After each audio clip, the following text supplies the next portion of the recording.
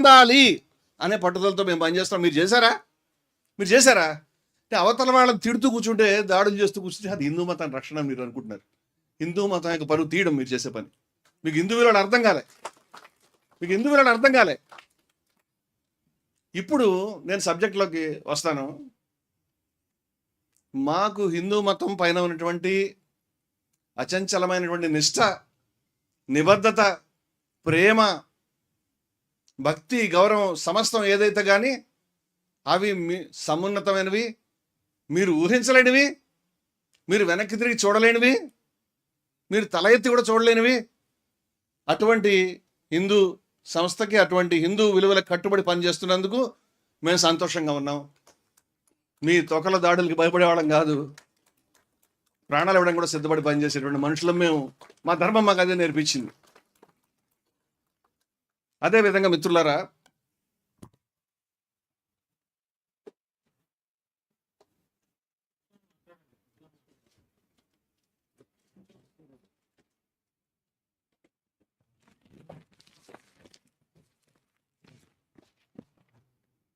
నిన్న జరిగినటువంటి బీఆర్కే న్యూస్లో, సోదరుడు మధు ఇక్కడే ఉన్నాడు, నిన్న బీఆర్కే న్యూస్లో జరిగినటువంటి దాని యొక్క నిజాల గురించి నేను చెప్పాలని, అది అందరి ముందు స్పష్టంగా you can just go and browse. మీరు మీ సెల్ ఫోన్లో తీస్తే కనిపించేటువంటి విషయాలు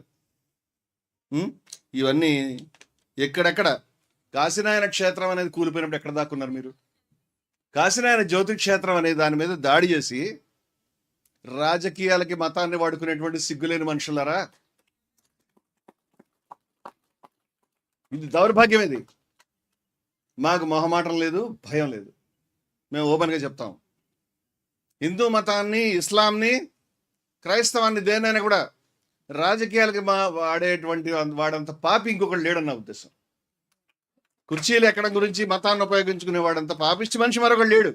నీకు ఏ అర్హత లేదు మాట్లాడడానికి. మహనీయుడైనటువంటి అవధూత ఆయన కాశీనాయన, ఆయన దివ్యమైన సమాధి మందిరం అయ్యా బాబు. కోట్ల మంది ఫాలోయర్స్ ఉన్నారు, వందల వేల ఆశ్రమాలు ఉన్నాయని చెప్తారు, ప్రతి చోట అన్నదానం చేస్తారు. సమున్నతమైన సాంప్రదాయం. జ్యోతి క్షేత్రంలో సైతం స్త్రీలు సైతం పూజారులుగా ఉన్నారు. మీకు నచ్చలేదో నాకు అనుమానం ఆ విషయం. సోదరుడు టీటన్ CEO సుందర్, సోదరా ఎక్కడ?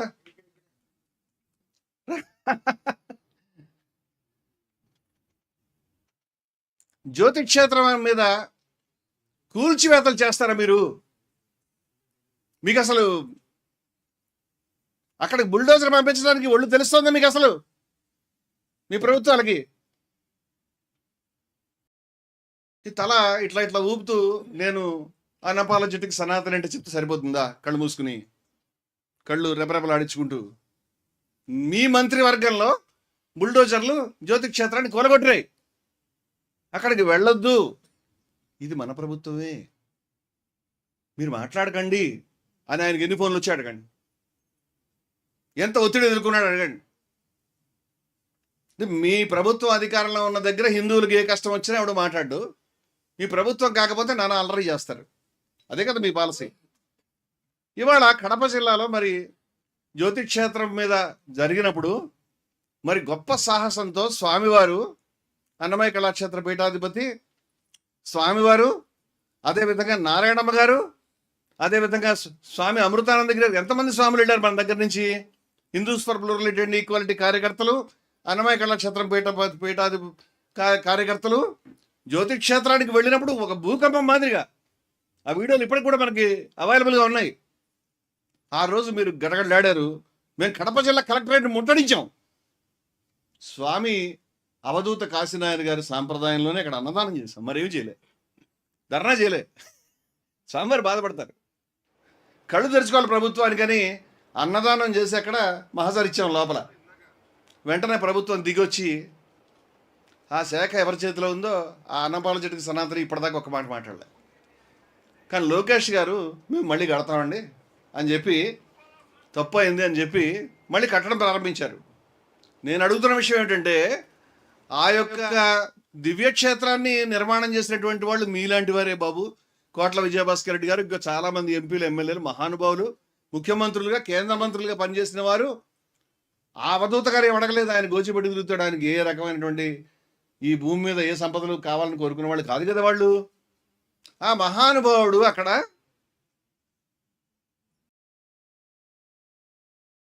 కోట్ల విజయభాస్కర్ రెడ్డి గారు నిర్మాణం చేస్తే ఇవాళ మీరు కూల్చారు. ఇప్పుడు మీరు కడతానంటున్నారు. నా ప్రశ్న ఏమిటంటే రేపు మరొక పెద్ద మనిషి వచ్చి దీన్ని కూల్చడం ఏమిటి నమ్మకం? అందుచేత మేము మిమ్మల్ని ఒకటే అర్థిస్తున్నాం. ఆ సనాతని వారిని, ప్రభుత్వాలని, అందరినీ కూడా పెద్దల్ని, మీరు హిందూ మతం ప్రేమ ఉంటే మొట్టమొదటి దానికి పట్టా చేయండి అని అడుగుతున్నాం మేము. మొట్టమొదటి మరెవరు కూల్చడానికి వీలు లేకుండా. మళ్ళీ ఎవరైనా వచ్చి ఫారెస్ట్ భూమి అంటారు. అయ్యా, ఫారెస్ట్ భూమిని సివిల్ పట్టాగా మార్చడానికి సరిపడినటువంటి చట్టాలను మీరు మార్చి ఉన్నారు. దానికి 1, 2 రెట్లు అవసరం అవుతాయి, 3 రెట్లు అవసరం అవుతాయి. తమరు ప్రభుత్వ భూమిని దేన్నో ఇప్పించి ఆ మహనీయుడి యొక్క సమాధి, కోట్ల మంది హిందువుల యొక్క మహనీయుడు ఎవరైతే ఉన్నారో ఆయన సమాధికి ఎటువంటి ఆటంకం కలగకుండా దయ ఉంచి పట్టా చేయండి అని అడిగాం. దాని గురించి ఇవాళకి కట్టుబడి ఉన్నాం. ఇప్పుడు మీరు నిర్మాణాలు అరకొరగా చేస్తున్నారు. అది పూర్తి కాలేదు. ఎప్పటికవుతాయో తెలియదు. మీకు చిత్తశుద్ధి ఉంటే పూర్తవుతాయి. కూల్చడం ఇప్పటికి కూడా మాకు తెలిసి గ్రౌండ్ రియాలిటీ మాకు తెలుసు. ఆ మహనీయుడి యొక్క సాంప్రదాయంలో ఉండేటువంటి ఆంజనేయ స్వామి లాంటి మహనీయులు మా దగ్గరకు వచ్చి సనాతన కాలంలో మాట్లాడి ఉన్నారు. అంచేత మీరు అనుకున్న హిందూ మతం కాదు. మేము మొత్తం హిందూ మతాన్ని సమగ్ర స్వరూపాన్ని మీ ముందు పెట్టగలుగుతాం. ఆయన ఒక ఆంజనేయ స్వామి గారు ఆయన ఒక స్వామీజీ అయి ఉండి ఆయన కుల వివక్షలు ఎదుర్కొంటూ చాలా చోట ఆలయాల్లో అడుగు పెట్టలేని పరిస్థితి ఈ రోజుకి ఉంది కడపలో. తెలుసా మీకు? ఈ రోజుకి ఆయన దళితుడు అయినందువల్ల అయినా వారు నొచ్చుకోకుండా పీఠాన్ని నడిపిస్తూ ఆ మహానుభావుడు ఆంజనేయ స్వామి గారు ఇక్కడ దాకా వచ్చాడు. మేము ఈ మొత్తం సాధువుల్ని, 100 మంది సాధువుల్ని మేము విజయదశమి రోజున తీసుకురాబోతున్నాం. హిందూ మతం అంటే ఏమిటో, హిందూ విలువలు అంటే ఏమిటో, వాటిని ఏ విధంగా నడుచుకోవాలో, ఏ విధంగా సాక్షాత్కరించుకోవాలో చెప్పాలి కదా. మీ రుబాబు నడిస్తే మీరు చెప్పిందే హిందూ మతం అయితే చాలా నష్టం వస్తుంది. మానవ జాతికే నష్టం అది. అందువల్ల దాన్ని చేయమని మేము అడుగుతా ఉన్నాం. అప్పుడు ఈ సంస్థలు, ఈ యూట్యూబర్లే మహానుభావులు, యూట్యూబర్లే మహర్షులు, యూట్యూబర్లే ప్రవచనకారులు, యూట్యూబర్లే తత్వవేత్తలు అయిపోయారు. ఇప్పుడు ఒక యూట్యూబ్ ఛానల్ ఓపెన్ చేస్తే చాలు, ఎవరినైనా తిట్టచ్చు, ఎవరినైనా బెదిరించవచ్చు. మంచి వాటంగా ఉంది కాబట్టి నీకు ఏ బుక్ చదవకపోయినా, నీకు హిందూ మతం గురించి ఏం తెలియకపోయినా నువ్వు ముందుకు వెళ్ళి జై శ్రీరామ్ అనేసి దాన్ని నడిపించేయచ్చు. ఇప్పుడు జై శ్రీరామ్ అంటే హిందూ మతానికి అది మాత్రమే హిందూ మతం అంటే మాకు అభ్యంతరం ఉంది. జై శ్రీరామ్ అనడం పట్ల మాకు గౌరవం ఉంది. నేను జై శ్రీరామ్ అంటాను. జై శ్రీరామ్ అనడం కంటే జై సీతారాం అంటే చాలా సబబు అని కూడా నేను చాలాసార్లు చెప్పాను. ఎందుకంటే మేము జై సీతారాం అన్నవాళ్ళు, నువ్వు కొత్తగా తీసుకొచ్చావు దీన్ని. నార్త్ ఇండియాలో కూడా జై సీతారాం అంటారు. నువ్వు రాజకీయాల గురించి సీతాదేవి గారిని తీసేద్దామని అనుకున్నావు. సీతలేని రాముడికి మా జానకి చటాపట్టగా త్యాగరాజు గారు పాడారు. సీతాదేవి చేయి పట్టుకోవడం వల్ల, మా జానకి చేయి పట్టుకోవడం వల్ల మహారాజు అయితివి, నువ్వు దానివల్ల గొప్పవాడు అయ్యావు అని చెప్పాడు. ఇంకా సీతను పక్కన పెట్టి కట్ చేసి మేము చిన్నప్పుడు ఎప్పుడు వెళ్ళాయి శ్రీరామ్ సీతారాం సీతారాం సీతారాం జై సీతారాం అన్నాం. రాధేశ్యాం రాధేశ్యాం రాధేశ్యాం జై రాధేశ్యాం అన్నాం. హరే రామ రామ రామ హరే హరే. నువ్వు చెప్పింది మాకు తెలియదు. ఇది ఇప్పుడు రాజకీయాల గురించి సీత లేనటువంటి రాముడి బొమ్మని ప్రచారంలో తీసుకొచ్చారు. సీత లేనటువంటి 6 ప్యాక్ రాముడిని, ఎవరి మీద చాలా కోపంగా ఉన్న రాముడిని, కష్టం వస్తే బాధ వస్తే, మా చిన్నప్పుడు కరెంట్ ఉండేవి కాదు ఊళ్ళలో. కరెంట్ లేనప్పుడు ప్రతి తాడి చెట్టు ప్రతి చెట్టు దెయ్యంలో కనిపించేది.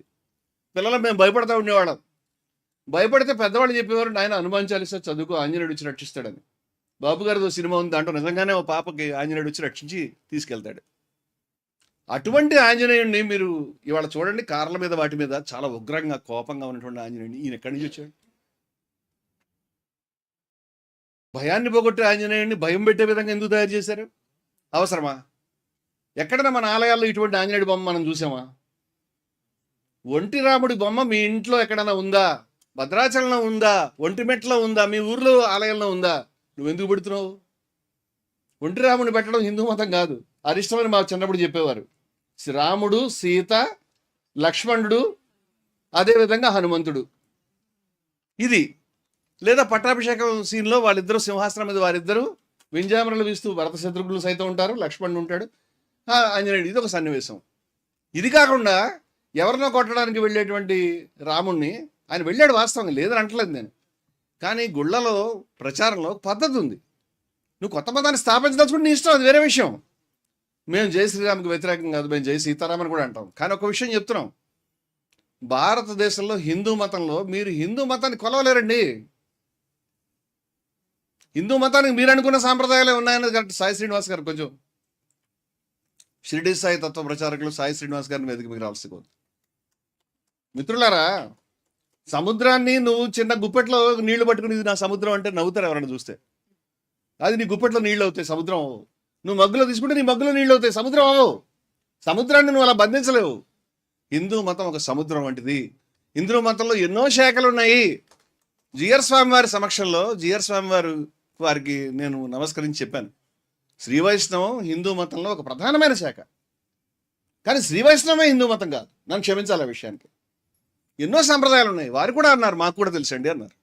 వారి ఆశ్రమంలో బ్రహ్మాండమైనటువంటి కార్యక్రమం మేము నిర్వహించాం, హైందవ భక్తి కళా సమ్మేళనం అని. దానికి అనేక సంప్రదాయాల నుంచి, నారాయణమ్మ గారు అచల సాంప్రదాయం నుంచి వచ్చారు, షిరిడి సాయి సాంప్రదాయం నుంచి వచ్చారు, ద్వైత సాంప్రదాయం నుంచి వచ్చారు, శైవం నుంచి వచ్చారు, అద్వైతం నుంచి వచ్చారు, విశిష్టాద్వైత, అందరినీ కూడా అందరినీ పెద్దలందరినీ ఒకే వేదిక మీద స్వామివారితో కలిసి కూర్చోబెట్టాం. ఆ సభకు నేనే అధ్యక్షుడిగా ఉన్నాను. ఇప్పుడు నువ్వంటావు హిందూ మతంలో సర్టిఫికెట్లు మేమిస్తాము, నా దగ్గరికి వచ్చి సర్టిఫికేట్ తీసుకోమని. ఎవరు నీకు చెప్పింది? ఈ రిజిస్ట్రేషన్ కంపెనీ ఎప్పుడు పెట్టు హిందూ మతంలో సర్టిఫికెట్లు ఇష్యూ చేసేది? మేము ఎట్లా అప్లై చేయాలి? నువ్వు ఎవడో హిందూ నువ్వు తెలుస్తావా? నువ్వే పని చేయవు, అవతలని తిట్టడం, బూతులు తిట్టడం తప్పితే ఇంకే పని చేతకన్నాడు. హిందూ మతం సర్టిఫికెట్లు ఇస్తాడు. మరి జిఆర్ స్వామి వారు లేకపోతే పెద్దలందరితో రకరకాల పలు ఉద్యమాలు కార్యక్రమాలు చేసిన మేమైతే హిందువులం కాకుండా పోతాం. ఇవాళ హిందూ మతంలో అనేక సాంప్రదాయాలు ఉన్నాయి. మీరు నన్ను క్షమిస్తే కనుక వైదిక సాంప్రదాయాలు ఉన్నాయి. అందరూ అనుకుంటున్నట్టు వైదిక సాంప్రదాయం మాత్రమే కాదు.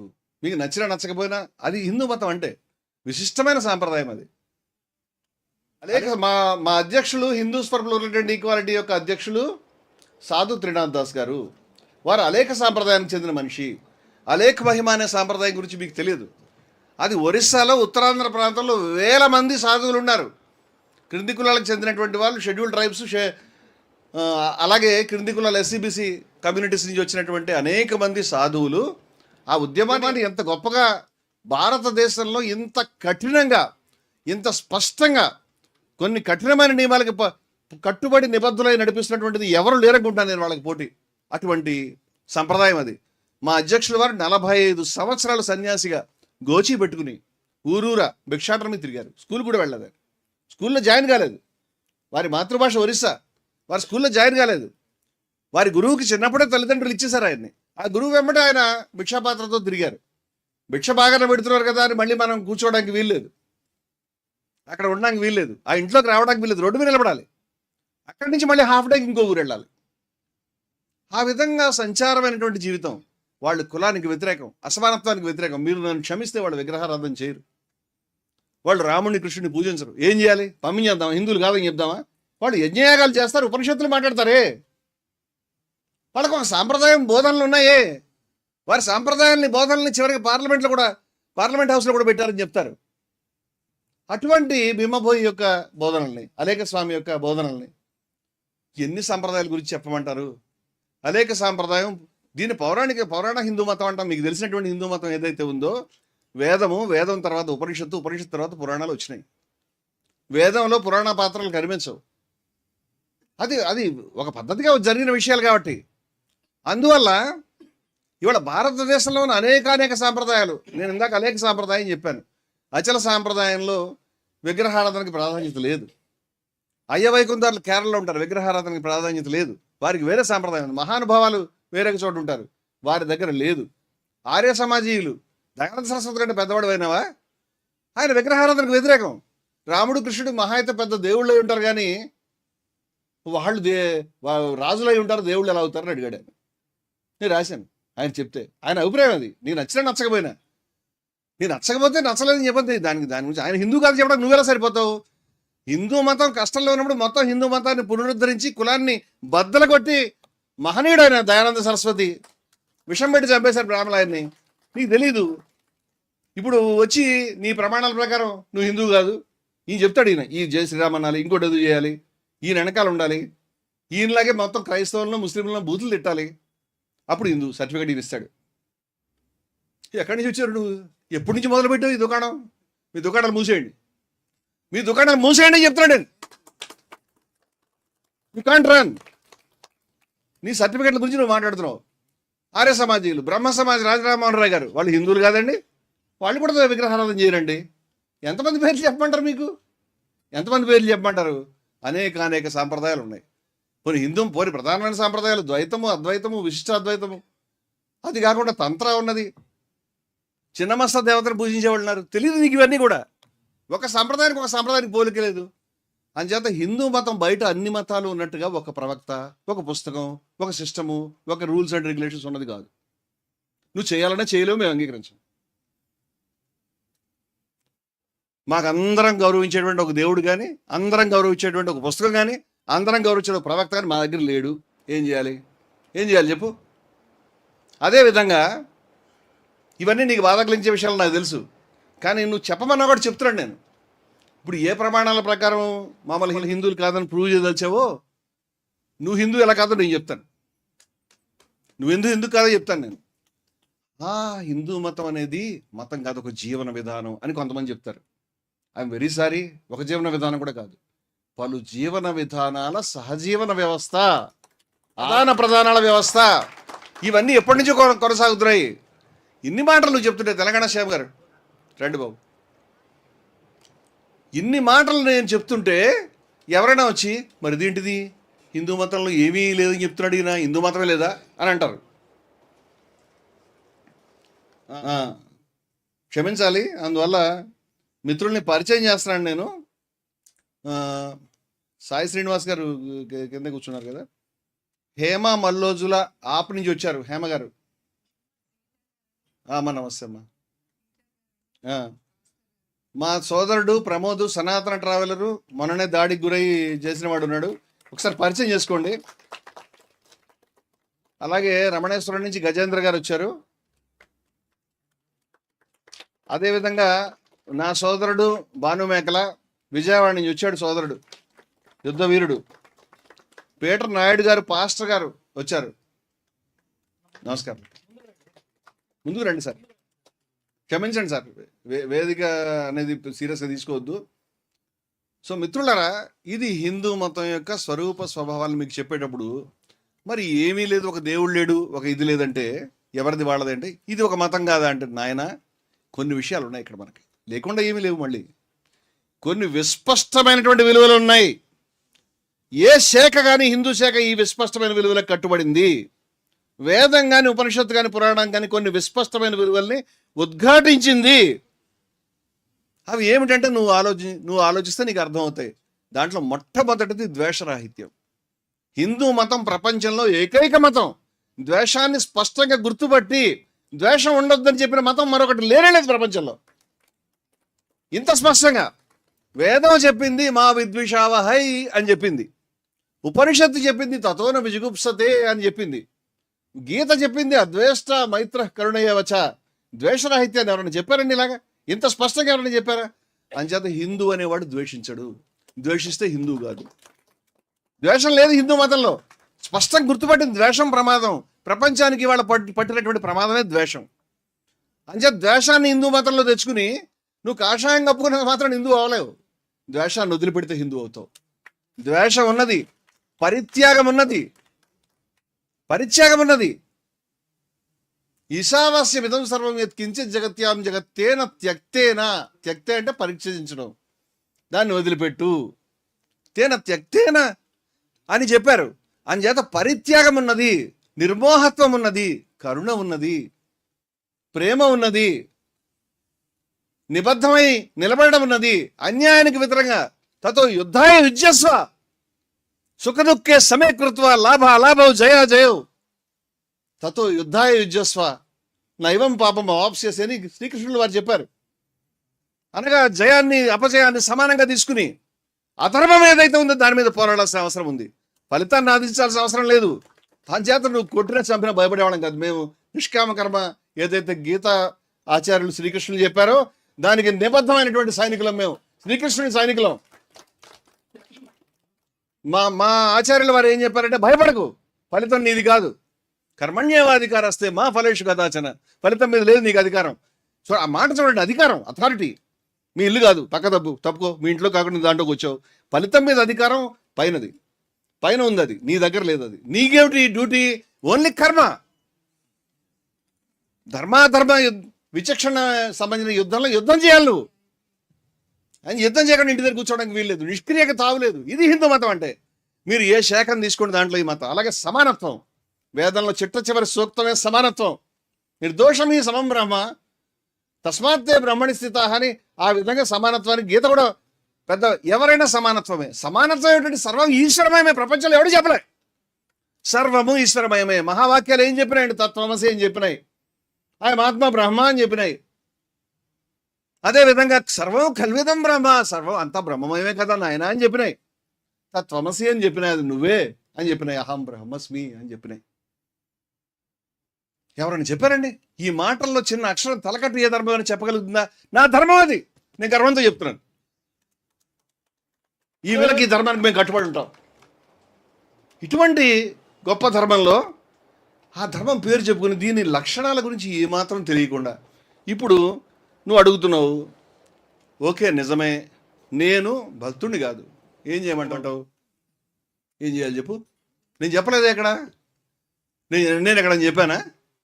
నువ్వు కనిపెట్టి చెప్పాల్సిన విషయం ఏం లేదు. నేను భక్తుడిని కాదని నేను చెప్తున్నాను. నేను నాస్తికుడు కూడా కాదు. నీకు అర్థం కాదు, ఏం చేయాలి? నీ బుర్రలో ఉన్నటువంటి నీ సీసాల్లో ఏదో సీసాల్లో కూర్చోవడానికి నన్ను పంపడానికి పాసిబుల్ కాదు. కూర్చోబెట్టడానికి స్టూల్ మీద ఏనుగులు కూర్చోబెట్టలేవు, ఇరిగిపోతాయి. నీ దగ్గర ఉన్న చిన్నవి. ఆస్తికత్వం నాస్తికత్వం కాదు, ఇంకా చాలా తత్వాలు ఉన్నాయి మా దగ్గర. నేను అజ్ఞేయవాదిని అని చెప్పాను. నాకు అద్వైతం అంటే అభిమానం అని చెప్పాను.